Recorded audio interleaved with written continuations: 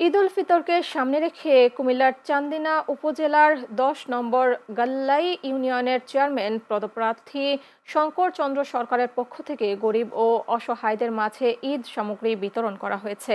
বুধবার গল্লাই ইউনিয়নের ৩ নম্বর ওয়ার্ডের কাংগাই সরকারি প্রাথমিক বিদ্যালয় মাঠে দিনব্যাপী এই ঈদ সামগ্রী বিতরণ কার্যক্রমের উদ্বোধন করা হয়। পরে ১০ নম্বর গল্লাই ইউনিয়নের ৯টি ওয়ার্ডের অসহায় ও নিম্ন আয়ের পরিবারগুলোর মাঝে পর্যায়ক্রমে এসব ঈদ সামগ্রী পৌঁছে দেওয়া হয়।